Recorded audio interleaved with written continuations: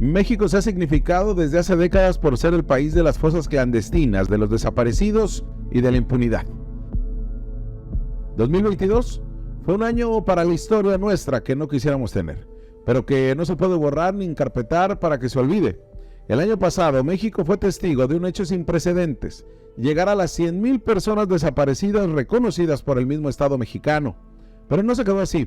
Finalizamos el 2022 con 109,516 personas en calidad de desaparecidas, de acuerdo con el Registro Nacional de Personas Desaparecidas y No Localizadas. Mi hijo tenía 20 años cuando desaparece de aquí de Mexicali, porque de aquí somos, y pues ya ha vivido más tiempo sin mí que conmigo. No podemos culpar a nadie.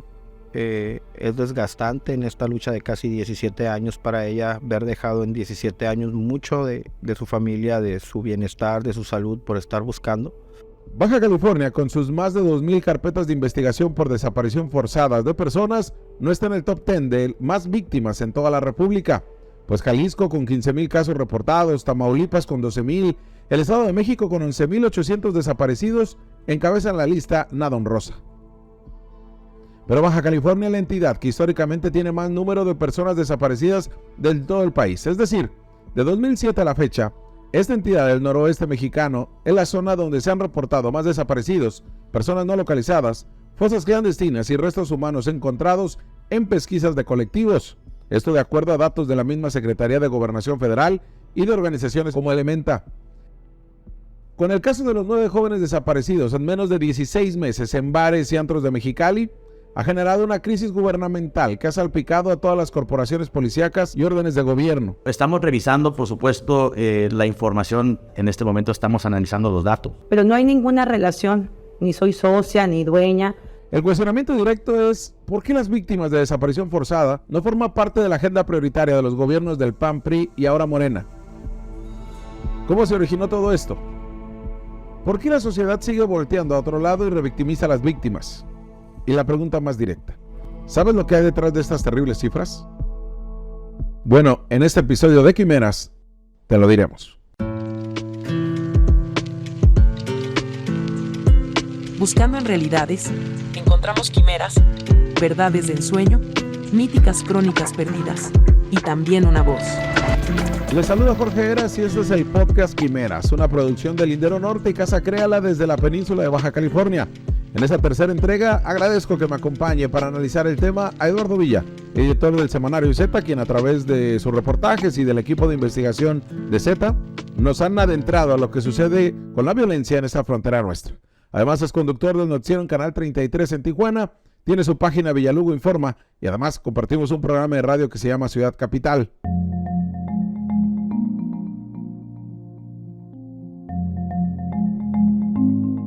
En promedio en Baja California se reportan 2,500 personas desaparecidas por año, según CAPEA. Ojo, hay quienes logran encontrarse con vida y hay carpetas de investigación que siguen activas. Realmente la numeralia es un desastre, pues tú ya nos los has evidenciado en reportajes, Villa. Tanto Gobernación tiene unas cifras, Comisión Nacional y la local de búsquedas tiene otra, la Fiscalía tiene otra, pero en el primer trimestre del 2023 han sido denunciadas 600 desapariciones en la entidad, que podrían aumentar porque no se incluye la privación de la libertad y el secuestro. La primera pregunta para entrar en reflexión es cómo pasamos de la desaparición forzada que se daba por parte de las mismas corporaciones policíacas en los 90s a lo que empezamos a ver a partir del 2007 con desapariciones forzadas entre particulares. Villa, gracias por estar acá. Jorge, primero que nada, gracias por invitarme en este espacio, felicidades por el proyecto Quimeras y bueno, arrancando con este tema, es un fenómeno muy curioso lo que ocurre en el tema de desapariciones forzadas, porque en América Latina fue muy diferente de los episodios, en México en las primeras, sobre todo en el siglo XX, el fenómeno de las desapariciones era, como lo comentas, perpetrado principalmente por autoridades, por gobiernos. Hoy en día no, si bien participan también, porque la verdad es que grupos delictivos tienen una sinergia, una simbiosis con policías y corporaciones locales, estatales y federales, la realidad es que todos o gran medida son relacionados con el narcotráfico y la delincuencia organizada en general, ¿cierto? Hay un involucramiento, Es imposible que haya desapariciones o tantas desapariciones sin la venia o sin el conocimiento de las corporaciones policíacas. Esto es innegable, esto tiene que ocurrir, sobre todo en zonas como la zona de antros, Jorge, que es lo que hemos estado comentando y que ha sido parte de la dinámica de estos días. Y esto tiene que quedar muy claro, ¿no? Para que haya tantos desaparecidos en una zona como esta, forzosamente tiene que haber una venia de las corporaciones locales. Antes era el Natura en Tijuana, el Camino Verde, en zonas de la conurbadas, en zonas de marginación, en la zona este, en la Sánchez Taboada, vivíamos también en Ensenada, en Tecate, en Cerro Azul, en el Valle de la Trinidad, en la zona más al sur, en lo que es San Quintín, también en Mexicali, en el Villa Zapata, veíamos cerca de la zona poniente también de la ciudad, y ahora, pues bueno, es en cualquier parte. Las pesquisas son muy claras, saben dónde encontrar y dónde localizar, que sean exitosas sus búsquedas, pero ¿qué está pasando en los bares y antros de Mexicali?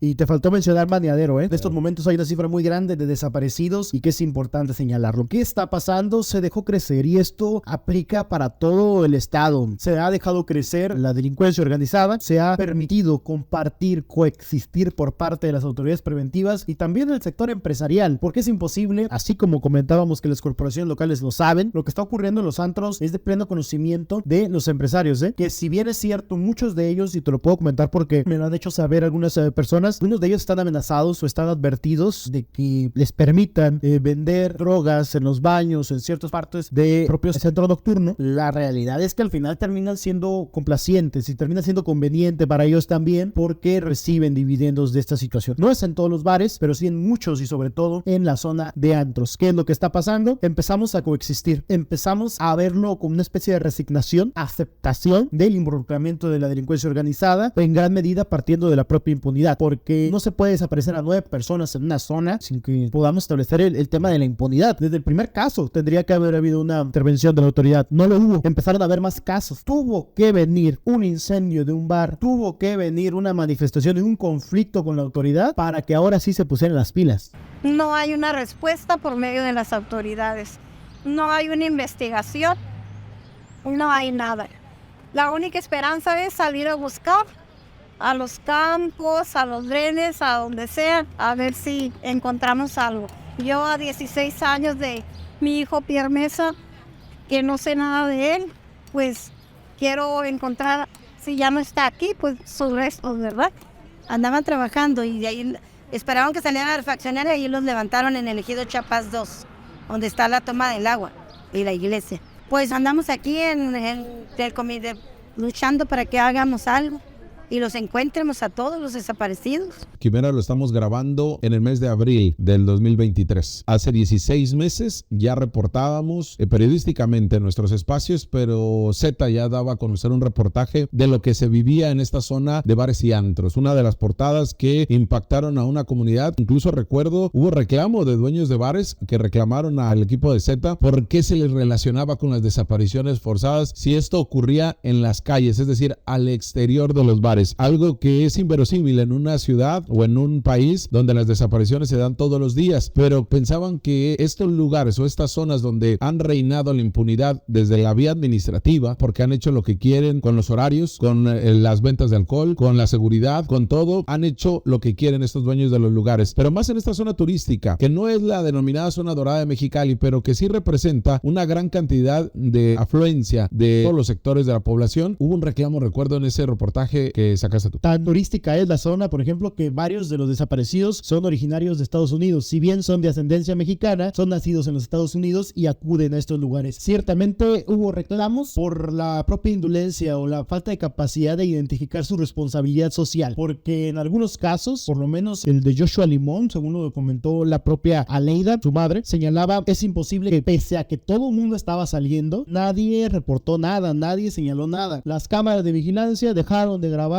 en cierto momento. Hay otros señalamientos en otros bares donde señalan que los bares dejan de grabar o complican el acceso a las cámaras de vigilancia cuando se dan estas desapariciones. Desde ahí ya estamos hablando de una complicidad o comparsa por parte de los dueños de los bares, los gerentes, los encargados de estas áreas para proteger o complicar, obstruir la justicia y obstruir la localización de estas personas. Desde ahí partimos. En los casos recientes se habla de un guardia de seguridad que fue el que movilizó a los jóvenes hacia hacia los baños, que tienen un compartimiento que lleva hacia un callejón que se ubica entre el bar Copeo, que hay un muro ahí, dicho sea de paso, y el propio bar Shots. Entonces, desde este punto, sí hay una responsabilidad. Desde ahí partimos que hay una responsabilidad. Lo siguiente es que ciertamente algunas de las desapariciones, no todas, se han dado en los exteriores, en el exterior del propio bar. Tiene que seguir siendo parte de la responsabilidad de los bares, de los dueños, porque tienen cámaras al exterior, porque al final ellos están obligados a brindar garantías precisamente para que la gente se pueda divertir, esparcir y que simplemente se dedique a pasarla bien. Estamos tan acostumbrados de que los bares y antros sean junglas en la que solo el más fuerte sobrevive, en la que los guardias de seguridad, la persona probablemente con menos criterio en el bar,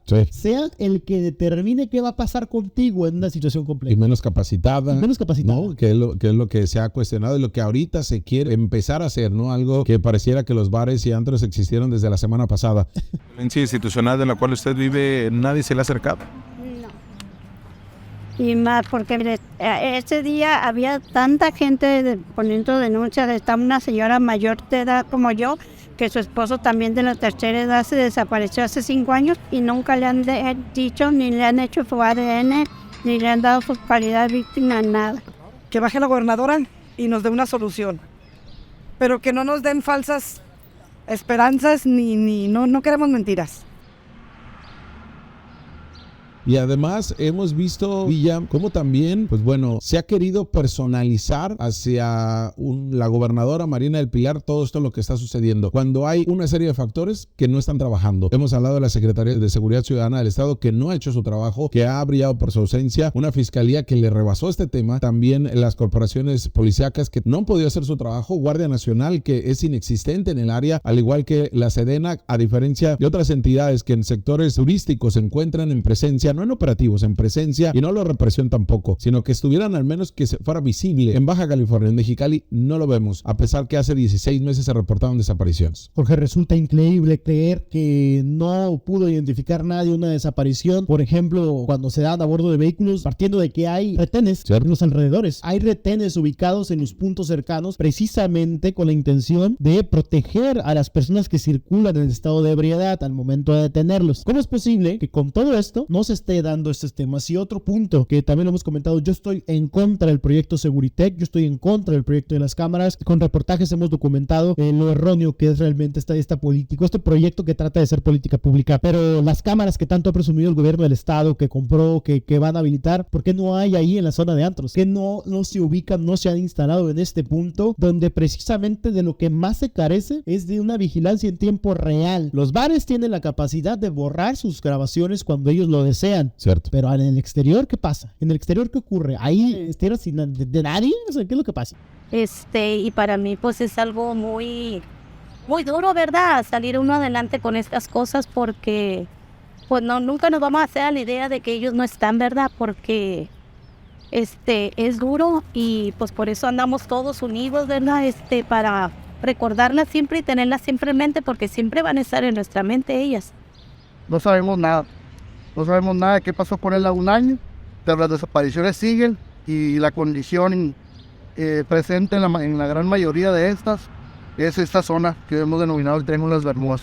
En esta zona denominada el Triángulo de las Bermudas por los propios familiares de las víctimas de desaparición forzada, está La Mañosa, está el Cotorro, está Las Micheladas, donde también se encontraron a personas armadas, está el mismo Shot, está el Copeo, donde se relaciona directamente a Carlos Torres como uno de los socios, a su hermano, de este inmueble que ha gozado de una cierta impunidad administrativa, porque es el lugar que cierra más tarde de todo Mexicali, pero donde no se han señalado o no se le ha investigado por desaparición forzada, porque ahí no hay ningún tipo de investigación o algún tipo de acusación en su contra. Sí, en el Bar Shot, pero antes de todo eso, Sevilla, también un reportaje que hiciste en Z y que Investigaciones de Z realizó es a partir de la desaparición en 2019 de Adrián Misael Díaz y José Luis Falcón. Estos jóvenes que desaparecen en el relajo en otra zona turística de Mexicali, muy concurrida, a unos metros del Estadio Nido de los Águilas, y en donde ocurre la administración de Kiko Vega con la entonces Procuraduría de Justicia del Estado, con Perla de Socorro Ibarra, pero no lo pudo resolver Guillermo Guillermo Ruiz Hernández ni Jaime Bonilla Valdés. Es la gran L, como se le conoce. Si partes de Justo Sierra o Benito Juárez, avanzas hacia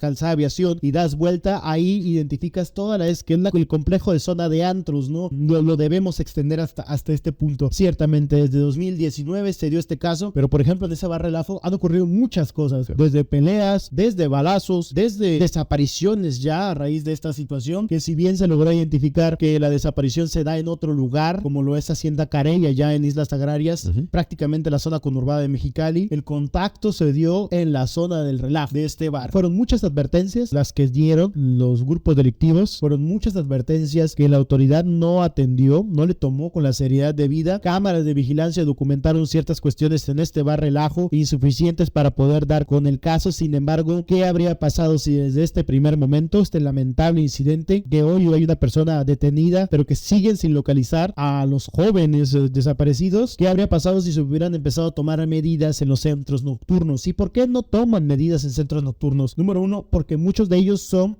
protagonistas en el ingreso económico de campañas electorales, porque también se forman parte de esta mafia empresarial, política, que viene la conexión con la recreación, con la diversión, que también gozan muchos políticos y muchos empresarios. Entonces es parte de toda una gran red. No se les ha querido tocar porque tenemos normalizada que sea una jungla en los centros nocturnos. Esto tiene que parar, esto tiene que detenerse. No podemos seguir dejándole la protección total y absoluta de lo que ocurre en un centro nocturno solamente a estos encargados de los centros nocturnos, porque ellos van a ir simplemente por sus intereses específicos económicos. Les pido que hagan justicia, porque es el gobierno que nos tiene que cuidar, y si ellos no hacen nada, pues ¿qué vamos a hacer nosotros? Pues ya ve con esto que está pasando ahorita.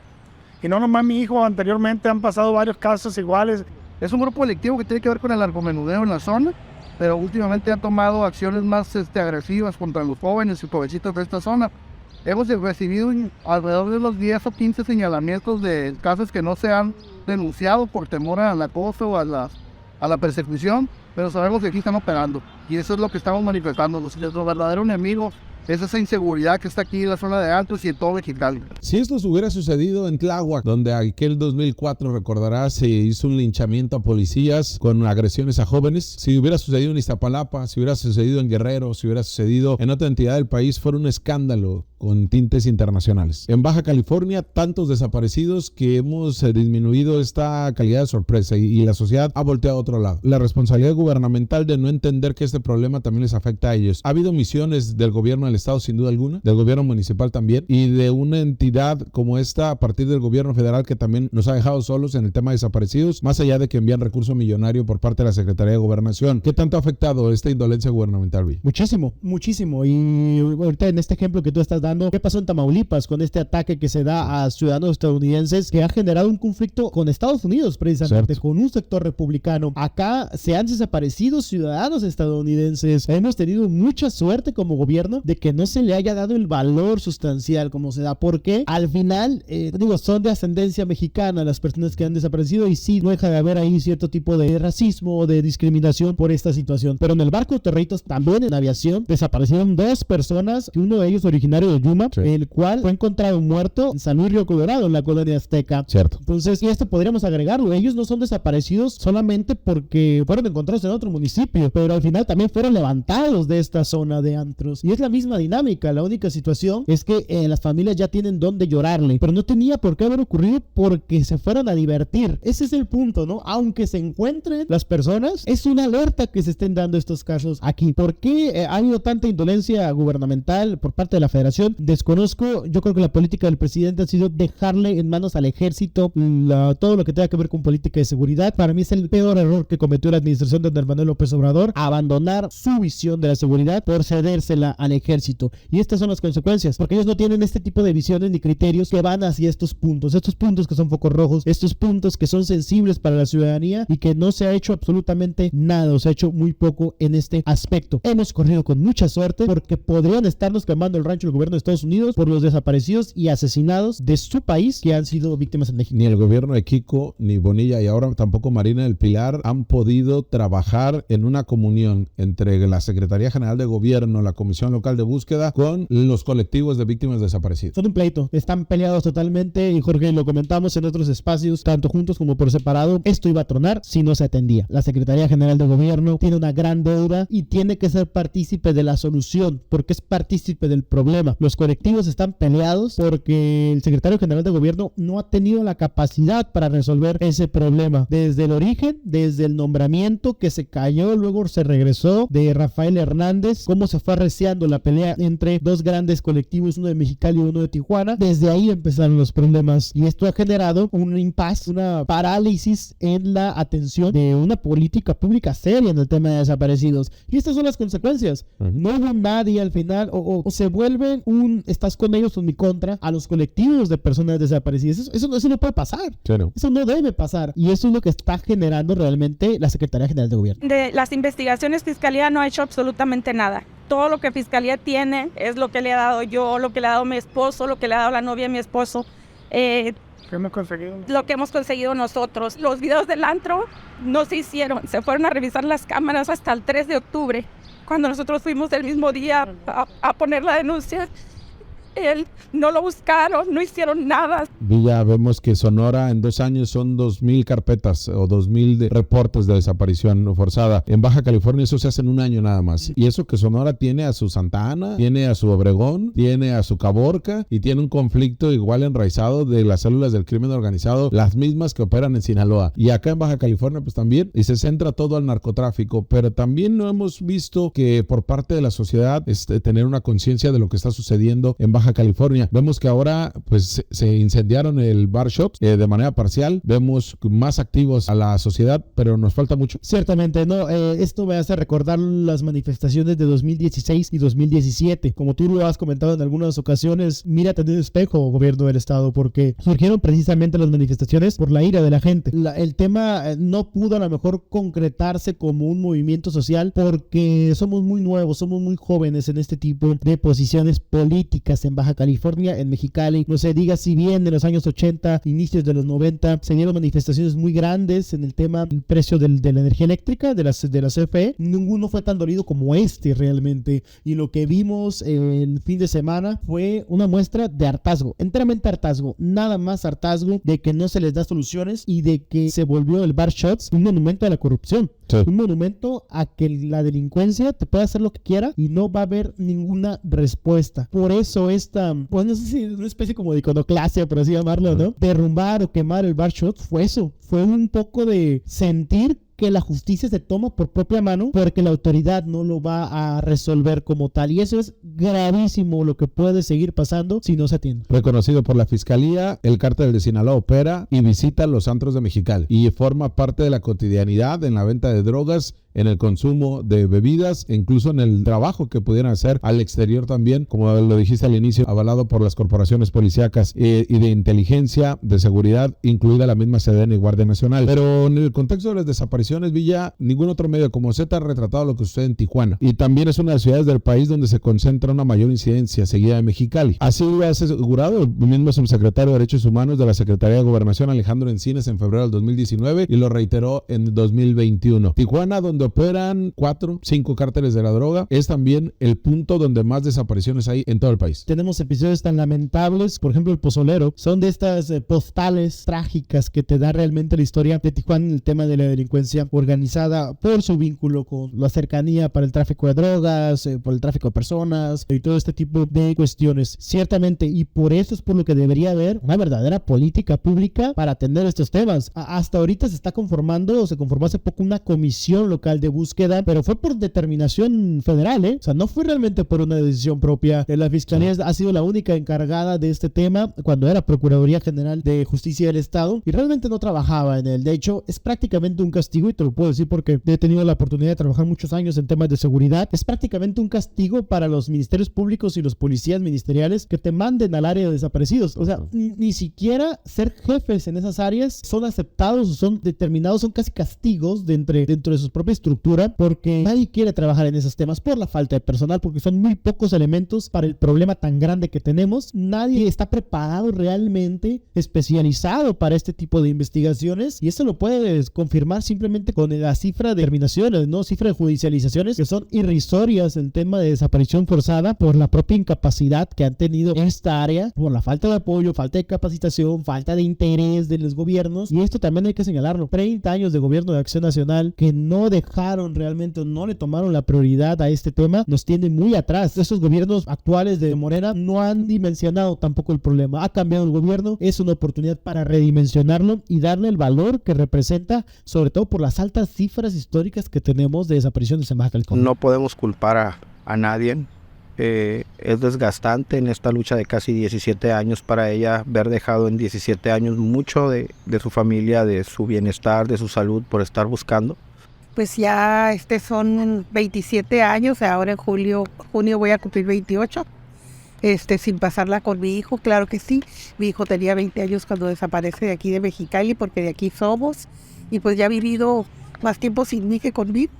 Para Eduardo Villa, el periodista, ¿por qué desaparecen a las personas en Baja California? Muchos factores, pregunta complicada realmente. Yo creo que los desaparecen porque muchos grupos delictivos, no todas las desapariciones son relacionadas con grupos delictivos, pero hay una vieja visión de si no hay cuerpo, no hay delito. Entonces, sabiendo que desaparecer a una persona, insisto, no todos los casos son así, sin embargo, muchos sí lo son, la fiscalía, las autoridades van a tener una incapacidad de resolver los crímenes. Por eso también han quemado a personas, porque tratan de borrar las propias evidencias. Y me preguntas a mí de una manera práctica, no tanto en un tema ideológico o acá, sino siendo más tangibles, más burdos quizá podemos llamarlo, porque es la forma más fácil en la que se cree que se va a encontrar impunidad. Desaparecer a una persona es más complicado que te vinculen en una relación delictiva con el acto como tal, y por ende se vuelve mucho más cómodo para las estructuras criminales. Si partimos de estructuras criminales o si partimos de este fenómeno, yo creo que es precisamente por lo que recae en todas las áreas. Impunidad. Hay impunidad. Saben que la aspiración de los grupos delictivos cuando cometen este tipo de hechos es la impunidad, y la desaparición es una de las herramientas para poder hacerlo. Aquí es delicado porque ya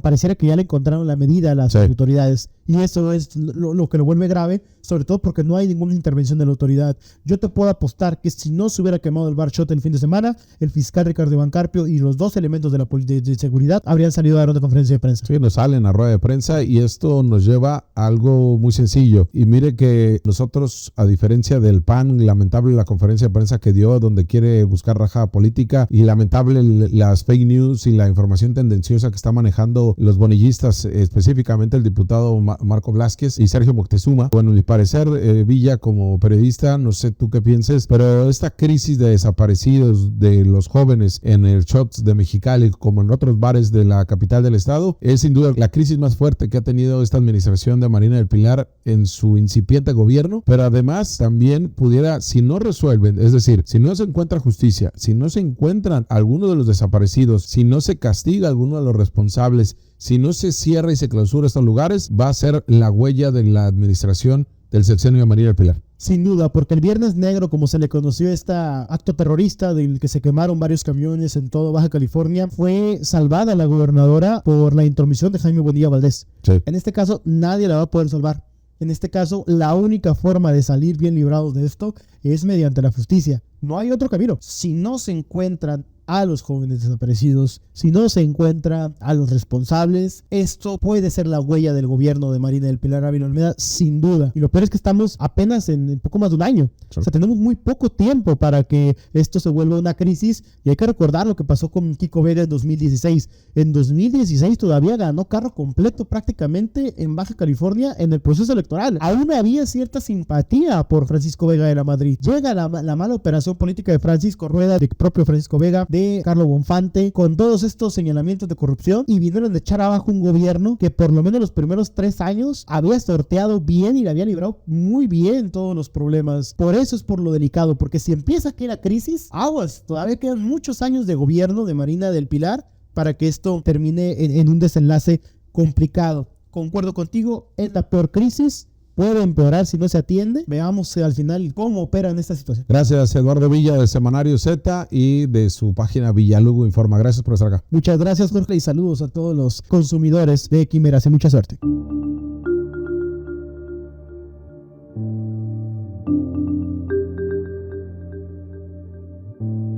Este fue el análisis de Eduardo Villa de Semanario Z, quien, pues bueno, es uno de los especialistas en materia de periodismo de seguridad, de periodismo de las violencias que se generan en Baja California y que en su trabajo periodístico nos ha adentrado también a hablar, a analizar, a problematizar, a cuestionarnos qué pasa con las desapariciones de Baja California.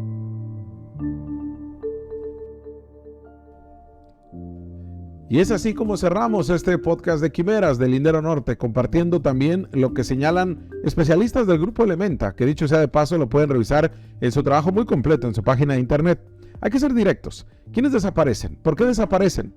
Fueron algunas de las preguntas que respondimos en este episodio de Quimeras. Si bien la violencia puede responder parcialmente a estas interrogantes, especialistas de Elementa señalan que hay otras situaciones en Baja California que hacen de este fenómeno algo particular. Un estado fronterizo cuyo cruce es fundamental para el tráfico de drogas y de personas, posibilita también que la desaparición ocurra con fines de explotación laboral, pero también por motivos de disputa territorial entre grupos del crimen organizado. Sumado a esto, las mujeres son un grupo vulnerable, tanto por la trata de personas como por la violencia de género, y es por eso que jóvenes y mujeres han visto un incremento en las desapariciones forzadas, siendo ellos víctimas.